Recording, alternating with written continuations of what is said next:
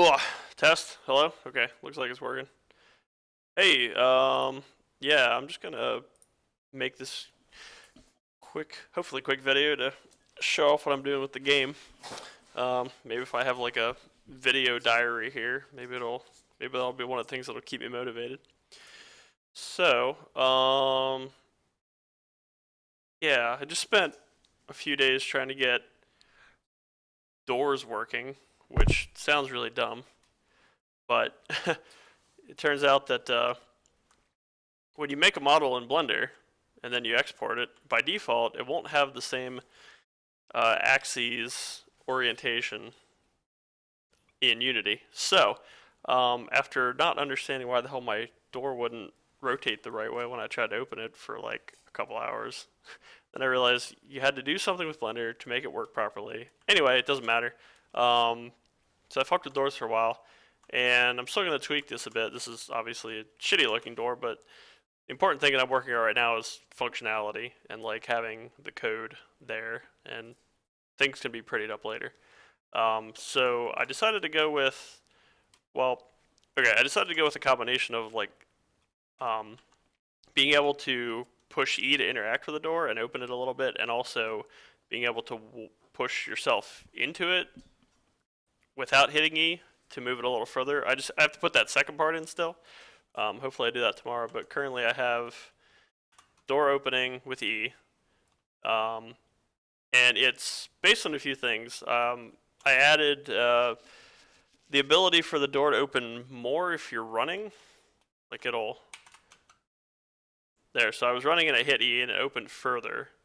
I also added a weight parameter to the door so that like the other doors I make in the future, I can increase the weight variable, and then the door will be heavier, so it should open slower. If it's a heavier one, like if I want to make like a steel door or something like that, I can slow down the opening animation. So right now this is just a default weight of 1, so it's a wooden door. So I guess that's like my base starting. But have a max range that it opens to. It's actually not stopped because of that block. I was just trying to see how the collision was working. So if I go back, if I hit the door from the other side, it'll swing that way, and then it'll swing to right about there. Now I keep hitting E, and it won't go any further. So it has a max range on both sides.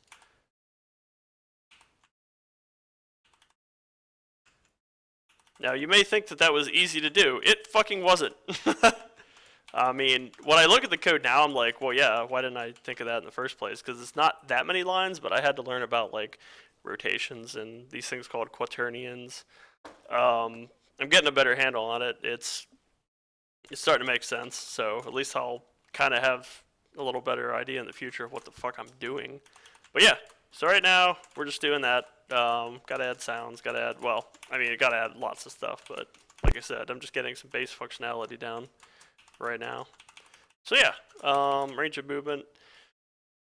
So yeah, this is a shitty little level that I made to test stuff in. So the other thing that I did before I started trying to mess with doors or anything was working on some enemy AI pathing. So I actually have a kind of a weird looking level because I was messing with the enemy pathing. I wanted to see if this creepy looking bunny thing could follow me.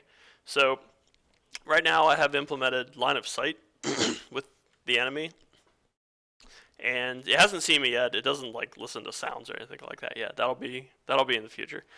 But it does have line of sight. So once it sees you, it'll start just following you. So we'll get within its vision here. There, it saw me, and now Mr. Creepy Bunny is coming for me. So it's got some pathing. It looks at the walls and the layout of the level, and it creates a nav mesh, it's called, which is basically these nodes that tell it whether or not it can navigate somewhere. So you see I'm walking around these boxes, and it's navigating around them. Because it's like, hey, I can't go there. And if you shoot right through here, it'll go right through the middle. It has like a radius that determines whether or not something is too small for it to fit through. So yeah, that part's working nicely. You know, I rotate smoothly towards me and stuff like that. Got some steps. Pop, pop, pop, pop, pop. Goes up the steps. And this motherfucker will just keep following me if I'm in line of sight. So I'm coding it so that if he loses sight of you, he'll go to where you last were and try to look for you. There's still plenty of tweaking to go with that, but right now, like, he sees me and then I'll shoot behind this wall, and he continued to move to where he last saw me, and there he was still in alert mode. I have like right now I think it's like 20 seconds where he's in alert mode. So if even if you are behind him, but he's still in alert mode, he'll kind of turn around and look for you and try to follow you. But he doesn't currently like meander about or anything like that. So if I well, actually you can kind of see him sticking his ass out there. So if I let like 20 seconds pass, and he doesn't see me, he should go back into like his just nothing mode. There we go. I had a little debug message at the bottom there so I could see when that occurs. So there. So now he's not doing anything and he hasn't seen me again yet. But if I enter his vision, there, he sees me again, now he's following.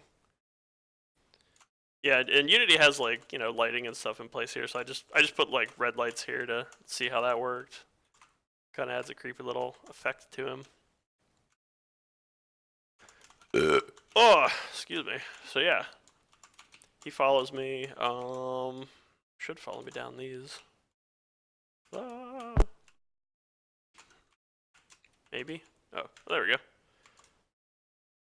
Stairs are a little wonky still, but I'll tweak it some more. And honestly, I made some weird architecture there that you won't actually see in the game itself. I do need to add the ability for him to like jump off of things, which can be done. I just haven't done that yet. I actually had it working with an older version of the AI pathing that I was using, but then I grabbed a different one, which I like more, but I just haven't implemented the jumping off point. So next thing I guess I need to do is get him interacting with doors properly. So right now he doesn't use them, he doesn't go through them. This area here, for me I can walk through, but it's still marked as like blocked for him. So he'll be like, oh, can't do that, and he'll flit around the side of the wall and come after me. So I can just keep running through the door here. We'll come around. Yeah, so gotta work on that. Let me think. There's a stupid double jump. Actually, this jump was just a default Unity thing, so it's stupid. That will definitely not be there. It's like a fucking Virtua Fighter floating jump. Whee! Whee! Whee! That's about where I'm at now. Shitloads more to do. If I think about it for too long, I start to get overwhelmed, and I'm like, fuck, what have I stepped into? But you know what? Every little bit you get done is kind of a motivator to keep working. So, all right, that's where I'm at for now. I guess I'm just gonna end this video here. Not much else to see, unless you want to see me fall off the level, because there's nothing blocking me from doing that.